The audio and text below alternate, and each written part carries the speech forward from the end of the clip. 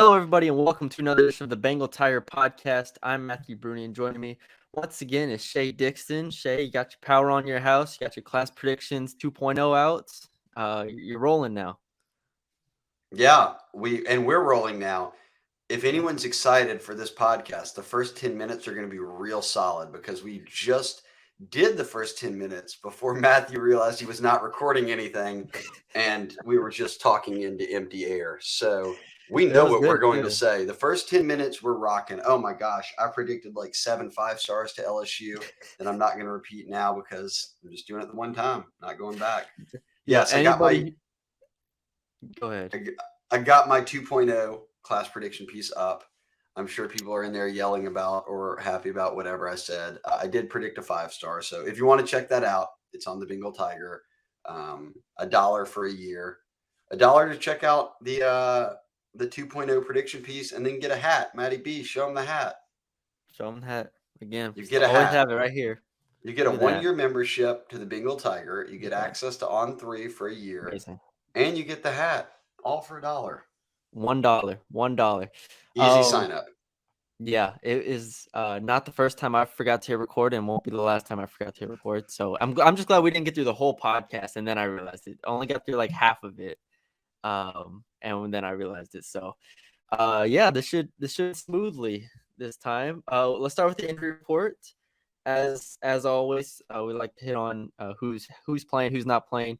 Armani Goodwin is still out, likely for another week or two. They said he's actually recovering really well from the hamstring injury. Seven Banks and Major Burns are both out.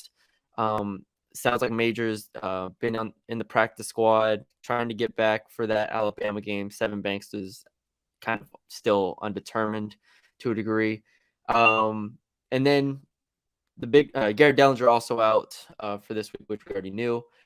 The big news is Will Campbell being back from the hospital, and you kind of talked about that when we did our first run. So I'll throw it to you. Will Campbell being back, did that surprise you, or what are you seeing, and how big is that to get him back? Oh, you mute yourself. We are off to a rolling start on today's podcast. Yes, he was. So he got hospitalized. What, Friday? Yes. And then he missed the Tennessee game. He didn't get out till Monday. They said all the tests were clear. He got cleared to return to practice. He practiced on Tuesday, and then Brian Kelly has said all week that the expectation is that he's going to play. I think it's massive. Look, you're already starting two true freshmen at offensive tackle.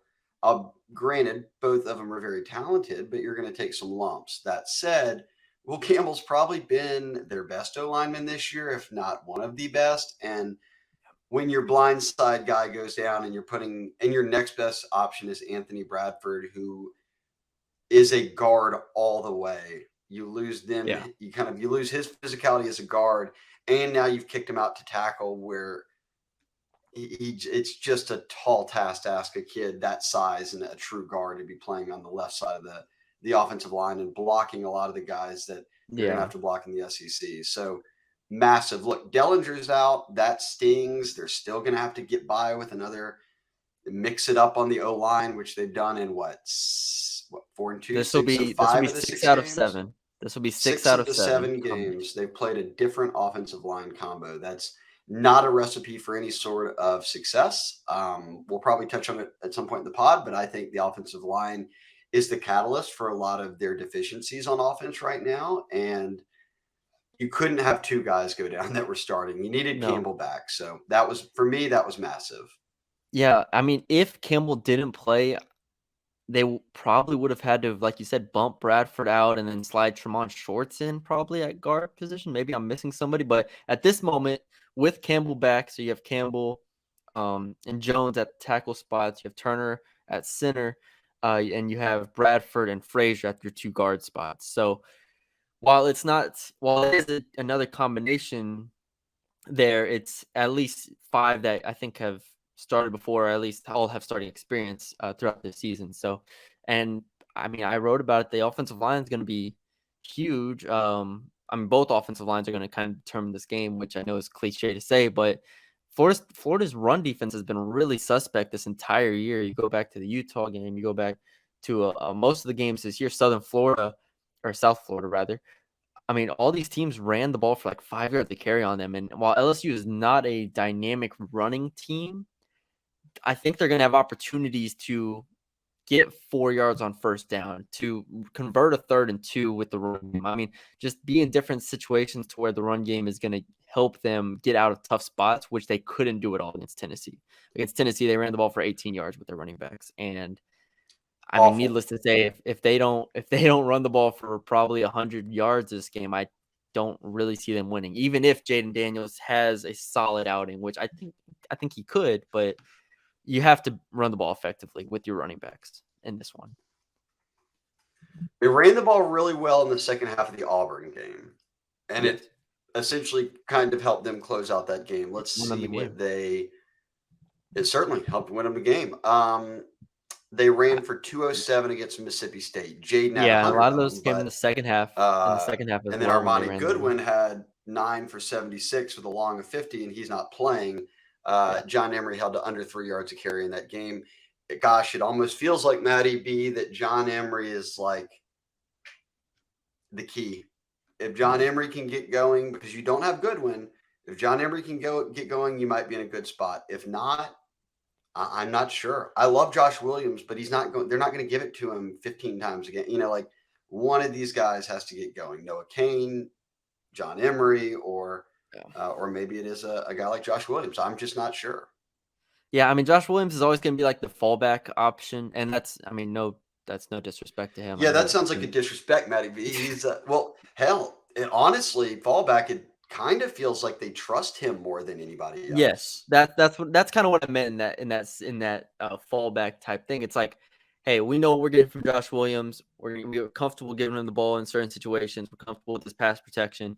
We're comfortable with him out the backfield. So it's like Josh Williams being on the field isn't a bad thing. It's just not like Armani Goodwin's breakaway run against Mississippi State. I feel like he's the only real back that can do that at this point. And Emery and Kane may be able to. Emery, we saw at Auburn. That was an impressive run. He did. Yeah, that was more of a physical kind of run. He's capable of that more than Armani is. But I'm just like, as far as like a big play type guy, Emery is clearly the back that you want in that situation. Josh Williams isn't that. So that's maybe where I meant, where it's like you take your shots with Emery. Josh Williams is kind of the safe option there. So that's going to be interesting to me to see how the run game works itself out. But on the other side of the ball, Brian Kelly opened his press conference and was like, hey, man, Florida can run the ball. And he's not lying. I mean, anybody who looks at the stats, Florida's 3rd in the country in rushing yards per rush at over 6 yards per attempt, led by Montrell Johnson and Trevor Etienne, and even Anthony Richardson with over 40 rush attempts this year. So you got plenty of options if you're Florida to run the ball, and it's an LSU defense that allowed 5.5 yards per carry against Tennessee. So if I'm Florida, I'm like, hey, I'm going to make you prove that you can stop the run. Like, last week was just a fluke. Like, I'm going to make you prove that you can do this. So that's why I kind of look at this game like it's going to probably be ugly at times. There are going to be a lot of handoffs, and it's going to come down to LSU's defensive line, defensive front, and linebackers can stop the run. Yeah, and we'll see more Harold Perkins this week. We're also, on the podcast that no one will ever hear that we recorded for 10 minutes before we realized we weren't recording anything, we went into a deep discussion about Matty B calling Trevor Etienne by his brother's name, Travis, and how impressive that would be to play in the NFL and college at the same time. That's why I had to scrub it. That's why I had to scrub the whole thing. It was recording until you realized you were calling him Travis Etienne, and then decided that we were going to start the podcast over. Okay, a couple Louisiana guys that are going to be running the rock. Trevor had an offer from LSU. Montrell didn't. Obviously, Montrell played at UL, and Napier brought him over. But I'm with you. I think that, and then you've got Anthony Richardson who can run it as well. Yeah. I love how you pointed out the start of the press conference, because I think that's a telling thing for Brian Kelly each week. Like, he's got his like notes of like, hey, here's my opening monologue or whatever, the press conference opening dialogue, whatever comments. And the week prior to Tennessee, that week, it was, hey, if we can't fall behind anymore, if we start slow and we aren't playing crisp, this team will blow us out. It's exactly what happened. This week it was, Florida can run the football, and if we can't stop the run, this is going to be a long day. And I feel like LSU fans who might not have watched a lot of Florida this year just think Anthony Richardson. They think about, a big win over Utah to start the year. His name was getting tossed into Heisman discussions. And it's like, oh man, this is going to be another Hendon Hooker type. It's funny. I was talking to a Florida beat writer, Matty B, and he was telling me, comparing the two fan bases and how they kind of react to the quarterbacks right now.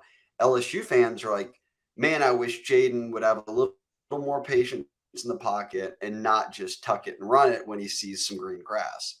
Florida fans are saying, I wish Anthony wouldn't sit back there so long and try to throw it. When he sees yards, he just needs to run and get it. So a bit of a yin and yang there of what they kind of want out of each quarterback. One fan base wants theirs to have a little more patience. The Florida fan base wants theirs to have less patience, just run the football.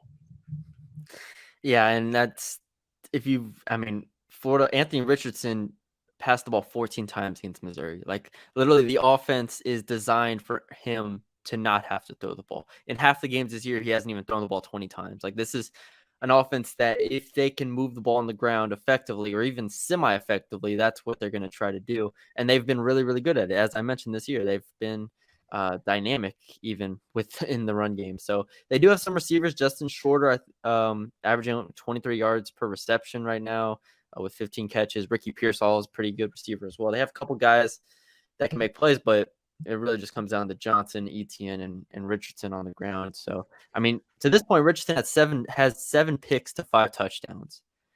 And I think if LSU can get any sort of a lead, which, obviously would be huge for them because they just never have really jumped out to a lead on anybody. But if they did, and you force Richardson to maybe push the ball down the field a little bit more, I think he's very susceptible to throwing picks. So it comes down to LSU's defense stopping the run. I think that's Do you really the think they biggest. can stop the run? I picked LSU to win, and I think that they're going to be able to stop the run well enough. Okay. That's I've seen. I think they're gonna add Harold Perkins to Here's the box. You have, I think, while Penn hasn't been great, I I think they're gonna try to have 3 linebackers on the field. Wingo and the defensive line probably had its worst outing of the season last week. This is, to me, and part of the reason why, we'll get into it, but our picks are already out on the site. Part of the reason I picked LSU to win is I think this is a bounce back spot for this defense, especially. Like, Florida's offense is nothing like Tennessee's offense, nothing at all. I think this is a spot where they can bounce back. So that's kind of my hope and my belief at this point. hope and belief. Brian Kelly warned you about that, Matty B. You're not going to win many games on hope and belief. You need to execute. All right. I'm curious. I think, look, we'll move on from this discussion, but I do think one key thing that we talked about a lot at the start of the season, and we could have talked about last week, I just don't think it mattered. They lost 40-12 or 13 or whatever, is they've got to tackle well. When they've tackled well, they've been in games and won the game. When they've not tackled well, they've had to really scratch and claw. So I think this is one game where they've got to be fundamentally sound. If they're out there missing tackles, it is going to be a long day. Yeah, no, I 100% agree. This is, and not for nothing, it's a big game, because if you lose this game and you have Ole Miss and Bama and Arkansas all coming up, it's gonna get ugly real quick. So this is why obviously a win over Auburn was good, but to lose to Tennessee, and now you're here at 4-2, but 2-1 in conference, to where if you lose this game, who are you going to beat on the schedule? Like, if you lose this game, it's not getting any easier. So Florida has its flaws. Obviously you have like Ole Miss and Alabama, who I think are going to be close to a touchdown favorites, I would guess, just without knowing if there's any lines out at this moment. But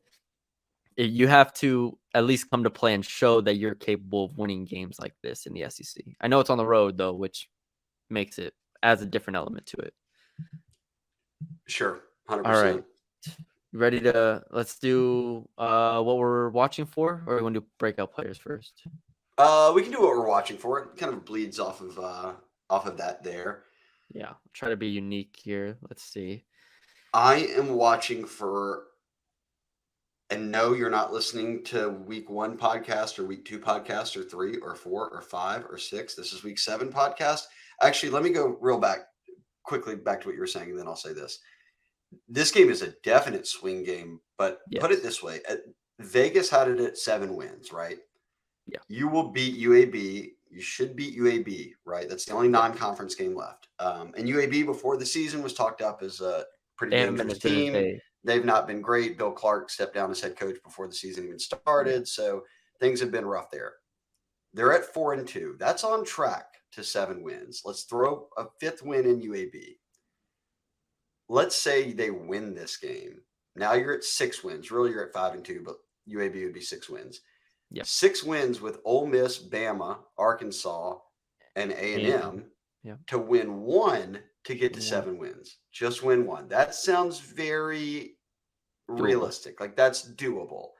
As you noted, you lose this one, which you're not favored to win, but if you lose, toss in the UAB, get you 5 wins. How do you get 2 more wins between Bama, Arkansas, Ole Miss, and Florida? Arkansas, Ole Miss, and A&M. Suddenly, it sounds like, shoo, we got to split. We got to go split this. Makes it a little bit tougher. So this game, for reasons of if you're worried about the win-loss record and you've gone back-to-back 500 seasons, you'd like improvement to be shown in year 1, even if it is this sort of hodgepodge of a team. By definition, improvement would mean 7 games, which would hit right on the Vegas line of expectations. So Matty B, if they win this game, suddenly 7 wins feels comfortable, and you're thinking about 8 wins, which nobody was doing a few weeks back. So yes, I'm with you there. Now, on to what I'm watching. I've said this probably God, if we went and cut out our podcast and then I just played it at the end of what I'm watching every week, it's probably the same thing. They have to start fast. They went behind on Florida State, tried to come back, missed an extra point. All right, scrap it. First game jitters, whatever. State, they go behind 13-0. Auburn, they go down 17-0. Tennessee, they go down 20-0. Like, that's absolutely inexcusable. That is pitiful, pitiful, pitiful out of the gates execution football. And we've done at times where we've done a deeper dive into kind of the scripted plays and really what across the first quarter they've looked like. Not bad plays, not on Denbrock. They can't execute for anything. And the O-line's not any good. Will Campbell getting back is going to help that, but they have to find a way to get some points early in this game. They can in the swamp at night, which is their bit, and this is their biggest recruiting weekend of the year. This is going to be one of the most packed they've been all year in terms of just stadium selling out. They jump on you 13-0, 14-0. It's probably over. Like, you're not crawling back from that again in the swamp. So, or it's very tough to do, I should say. The whole narrative has to end. The Reddit, or whatever you want to say, the storyline, the reality has to end. They cannot keep going through the first 20 minutes of a game and do nothing. So for me, it's starting fast. Not even starting fast. Do something. I don't need you to be winning 20-0 after the first 20 minutes. I just like to see you score some points in the first 20 minutes of the game. 7-10, 10-7, something where you're not down touchdowns. Well, and Auburn, I'd have to look at the state box score. I don't really care. It's not important to what I'm about to say. Auburn and Tennessee scored within seconds of the game starting, basically. So can't do that again. It's one of those come on, man moments of you got to be better than that. It just cannot continue on. Yeah. I have one thing to watch, but I also have a breakout player, and they kind of overlap. So I'm going to do both 2 and 1 here and completely kill this segment. But give me Joe Fouché at safety. Coming back, I think he's going to be really important and impactful because last week they mentioned it. They felt like Rick Bernard-Converse was the best. Brian Kelly mentioned it in his Thursday press conference. He said that was the right players at safety against Tennessee because they spread you out and it's a lot more coverage based, yada yada. Joe Fouché is obviously a playmaker that can step in the box, can make plays in the backfield, can get off blocks as well, and can kind of fill in the run game a lot better. So I expect him to have 5, 6, 7 tackles this game, which I think it would be huge. And it would also just be good to see him back. I mean, if you go back and watch his Arkansas tape, he's in the box a lot. He makes a lot of tackles. He's an exciting player. He's kind of like Greg Brooks, but a different version of Greg Brooks, obviously. So I think Joe Fuchsia has a good game, and he's the secondary, and that safety tandem is kind of what I'm looking to watch for and how they play, Brooks and Fuchsia. So that was 2-1 right there. Okay. I'll go player to watch. It's kind of hard. We've done a lot of players. Man. I mean, I almost did Harold it's tough to Perkins. do I mean, I don't mind that. It's tough to do a running back because I feel like I don't know which one of them. They all kind of split carries, and Yeah. I don't want to do Jaden. I've done him a lot. I've done Kayshawn, and I told myself I wasn't picking Kayshawn again until he broke out. Now, if he has a huge game, that could swing this. Could this be like a Jeray Jenkins bounce back game? I feel like we've forgotten about him since his start to the year. And I was looking at player props. I mean, not because I'm a degenerate gambler, but I like seeing what Vegas thinks. And I saw anytime touchdown for Jeray Jenkins at like plus 400 or plus 300, and he something scored like 3 that. times last year against Florida. It just got overshadowed by Tyron Davis-Price breaking the single game rushing record Yes. in the same game. Yes. So, God, good. Matty B, nice call. Jeray's a nice option here. I'm going to go look at what it was Oh, exactly. man, you ready? I don't think you're ready for this. My player to watch. What is it? I think it's Ramos at kicker. I think this game is going to be a low scoring game. I think this game is going to require a couple field goals from both teams. The spread sits at 3.5, something like that. So basically, kind of 2.5, 3, something like that. Neutral field, they're about even. A field goal swings those type of games, and yeah, we saw Cade York has gone into the swamp before and had to kick. They will not be kicking any 57-yarders, I don't believe, in the fog. York would in the fog. But I could see this game, both teams needing some field goals to win this game. And I also think that Brian Kelly is not going to point chase like he did against Tennessee, which would mean Ramos might get a couple opportunities. So I'm going Ramos. That's a good pick. Yeah, that kind of lines up with if y'all read the final lines, I said I think I like the under 50.5. It wasn't my pick of the week, but when I got up to 52.5, I was like, yeah, that's under all day. But now it's at 50, and I'm like, it's all right. For those wondering, Jeray Jenkins is plus 230. This is on FanDuel, plus 230 to score a touchdown, and Mason Taylor's at plus 290. Who I think Mason Taylor could have a couple plays, even though they're not featuring him as much. I think him at 290 is interesting. Is there anybody else here? I feel like we touched on him. I think Harold, seeing him on the field a lot more, kind of like Joe, is going to be there, and I think he could make a couple game-changing plays, which we saw against Mississippi State. I mentioned Jeray Jenkins. Those would be my other two in consideration as well. All right. We got predictions. What did we write in our stories? Our whole board is picking Florida. Spoiler alert, me and Billy predicted Florida to win narrowly, very narrowly. Our whole board picked, well, we have to give credit to our very, very smart subscribers. Last week, the majority picked Tennessee. We all picked, as a staff, picked LSU. Obviously, the board was right. This week, Billy picked Florida. I picked LSU. Most of our board looks like it's trending towards Florida at this moment. So we'll see if the board can get this one right as well, or if I'll be on the island of being correct. Okay, so I went 23-20 Florida, and I think, which I've already talked about, I just said for me, if LSU can run the football, then I think they can pull the upset. If they can't, I don't think they're going to win. Billy said Florida 20-13. He's got Florida covering there pretty handily. Yeah, he loves low scoring predictions. Billy does. Let's see. Yep. You remember And then you went 27-23. Explain yourself, Matty B. For the Tigers, I should say. You're Yeah, for the predicting LSU Tigers. to win. For the Tigers, I think, like I said, I think the defense bounces back. I think the defense has a solid outing against Florida's run game, maybe making Anthony Richardson throw a couple more times than they want. And I wrote this was like the last sentence in this write up was I think Jaden Daniel. Well, I know Jaden Daniel is the better quarterback in my opinion, and with that being said, I think he makes a couple plays with his arm.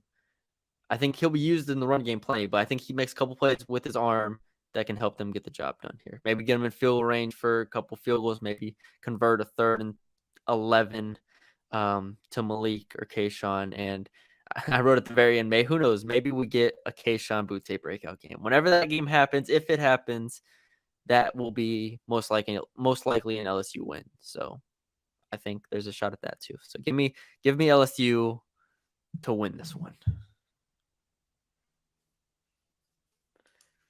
Let's see. Okay.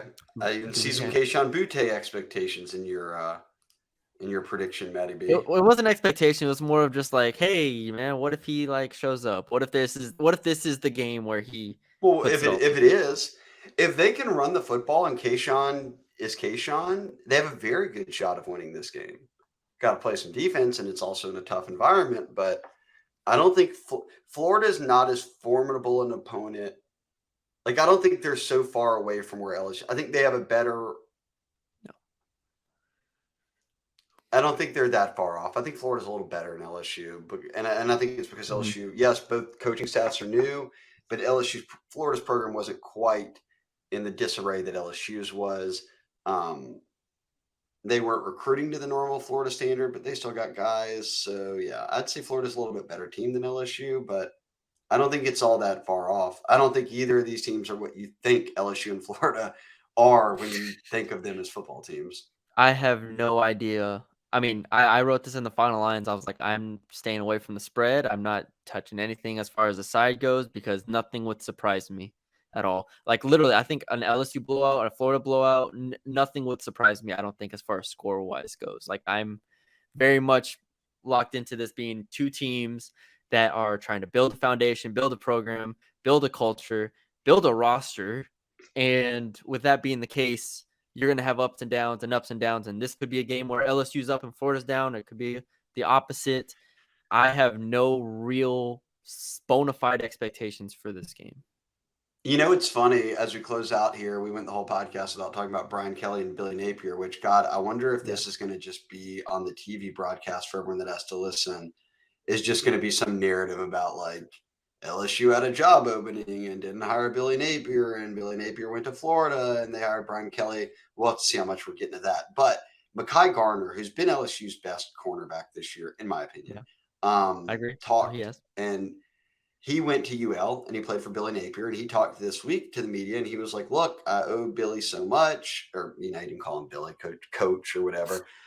Napier, everything. I was a JUCO kid. He brought me in, gave me a shot. And if it weren't for that, I wouldn't have been able to then transfer to LSU. And they asked him, they're like, well, did he want you to go with him to Florida? He said, it really wouldn't have mattered. I'm not going to Florida when LSU's offering me. Like, that's where I want to be. So, root for Mekhi Garner a little bit extra hard this weekend, LSU fans. He said that he doesn't understand why anyone would want to play at Florida over LSU. But Garner was asked about having played for Napier and what it's like now playing for Kelly. And Garner, almost without hesitation, said he thinks they're like the same person.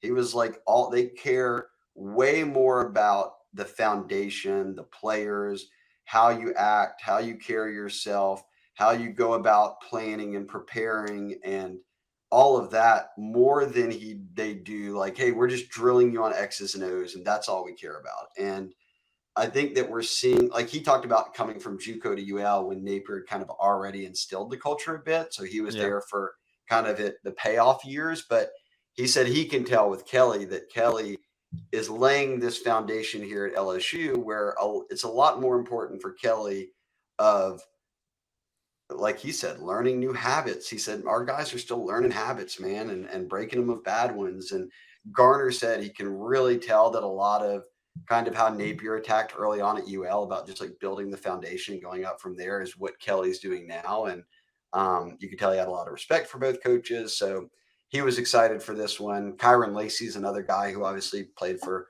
both coaches at UL and now being at LSU. A So lot of UL transfers. yeah, and then obviously Florida's got some UL transfers on their team. So Osiris Torrance, Montreal Marshall Johnson. Johnson. We talked about both of them as well. So, all right, the storyline's right itself. Whoever wins this game is the right hire. Whoever loses it is the wrong hire. So that's pretty much how it goes, right? Jesus. Yeah. Oh my God. It'll be nauseating on the board if LSU loses, and we have to hear a bunch of that. Look, I love Billy Napier. I've always been a fan. He did great things at UL. He was a great assistant in the SEC. I think he's going to have success at Florida.